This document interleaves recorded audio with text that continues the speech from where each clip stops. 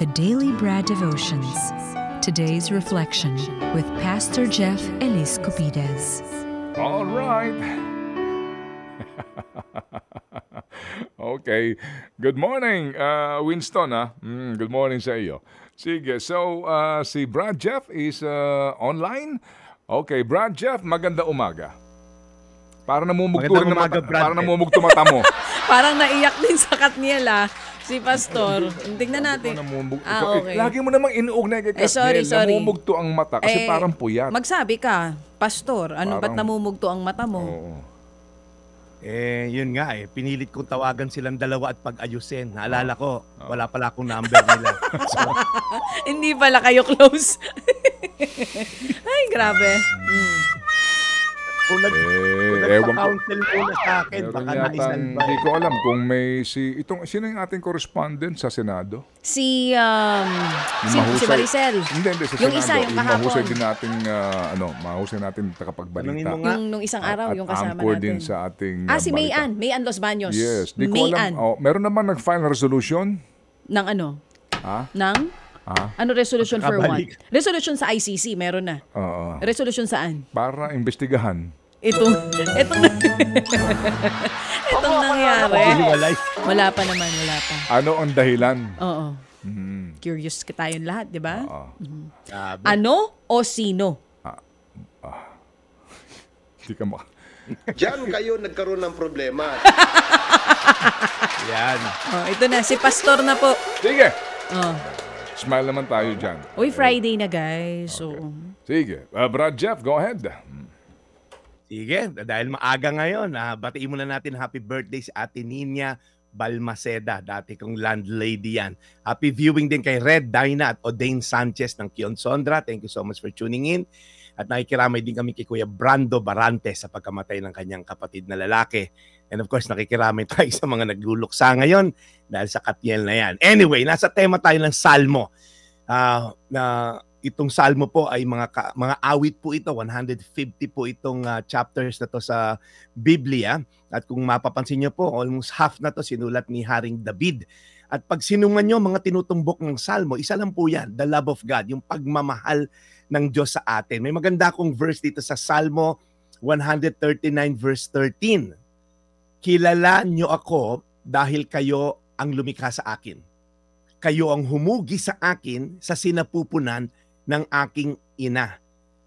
Ito raw pong verse na to ay nagsasabi na alam ng Diyos ang likaw ng bitukan natin. At pag dinugtong natin yan sa tema ng love, meron akong magandang quote dito ni Pastor Tim Keller. Sabi niya, to be loved but not known is comforting but superficial. Yung minahal ka kahit hindi ka pa kakilala, alam mo yun sa Facebook, nag-chat lang kayo, nag-I love you na. Hindi pa nga tayo nakikita ng personal, I love you ka na, di ba? Malay mo ba yung profile pic na yan? Pinotoshop lang yan. Pero alam mo yon, minahal ka pero hindi ka kakilala, mababaw yon. Tapos sabi niya, to be known, yung kilalang kilala ka naman at hindi ka minahal, yun naman yung masaklap. It's our greatest fear. Nung nalaman yung baho mo, nalaman yung nakaraan mo, nalaman ng mga pag-uugali mo, ay, hindi kita mamahalin. Yun ang takot natin. Okay? Yung isa, hindi ka kilala, minahal. Ito naman, nung nakilala ka, hindi ka minahal. Pero ito po yung panghuli. But to be fully known and truly loved is the love of God. Yung alam ang kaibuturan ng iyong kaluluwa, alam lahat ng baho mo, nakaraan mo, in fact, alam pati isipin mo at gagawin mo, pero sa kabila nun, minahal ka pa rin para iba yon. Yun ang totoong may forever. Kaya po pag tinignan natin ang Diyos, hindi naman tayo niya pinapwersang magbago. Alright? Even dito po, hindi ko kayo sinasabihan, baguhin niyo, ang tinuturo po natin ay ang pagmamahal ng Diyos. Kung gaano kalaki ang pagmamahal ng Diyos, dahil pag naintindihan natin yan, at naunawaan mo, ganun pala ka mapagmahal tong Diyos na to, ang tendency po, sabi, it's His kindness, it's His love that leads you to repentance. Ang isang nanay na mapagmahal, di ba? Mahihiya kang magkamali at i-disrespect siya. Dahil sa kabila ng lahat, minahal ka, ang susuklian mo ng pagmamahal. Sabi rin sa isang verse sa Bible, sa Romans 5, God demonstrates His own love for us. Habang tayo makasalanan, hinayaan niyang mapako sa krus. Kaya po tayo ngayon dito na nakikinig, maaari pong may mga kinakalaban tayong mga challenges sa buhay at parang yung kasalanan, pinipilit mo magbago, magja-January na naman sa next month. at pipilitin mo na naman mag-New Year's resolution, titigil mo na to, titigil mo na yan, sisimulan mo na to, hindi po natin kaya yan apart from having an understanding how much loving our God in heaven is. Mahal po niya tayo. At yung pagmamahal niya, hopefully, yun ang mag-lead sa atin para tayo ay magbago. Salmo 139, versikulo 13, kilala niyo ako dahil kayo ang lumikha sa akin. Kayo ang humugi sa akin sa sinapupunan ng aking ina. Tayo po'y manalangin. Panginoon, tunay ngang sa'yo lang may forever. Yung pagmamahal mo lang knows no boundaries. Ang pagmamahal mo ay hindi conditional.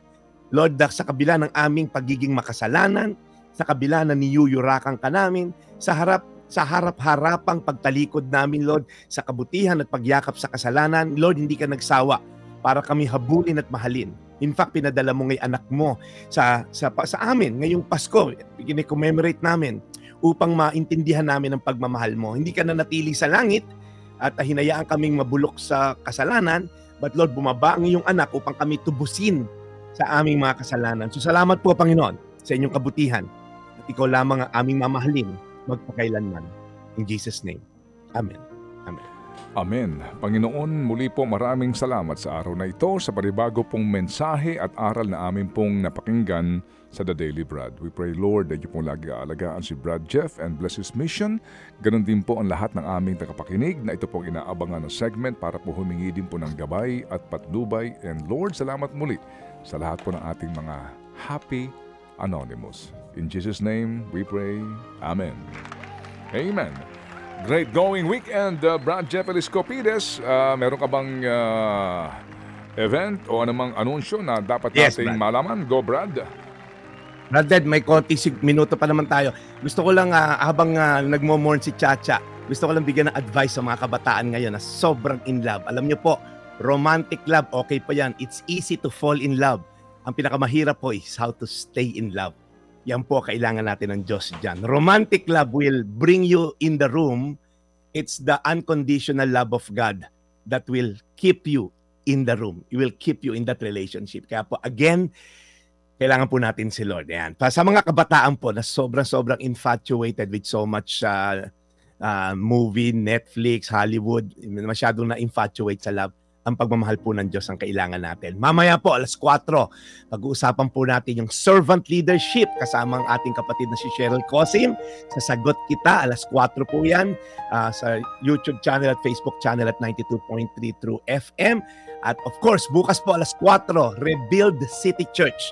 Facebook at YouTube po, yung preaching ko dyan, matagal-tagal tayo magkakasama dyan for 1 hour at sana po magkita-kita tayo. Ito po ang inyong Daily Brad, your daily dose of inspiration. Enjoy the weekend. Thank you, Brad Jeff Eliscopides, serving the people.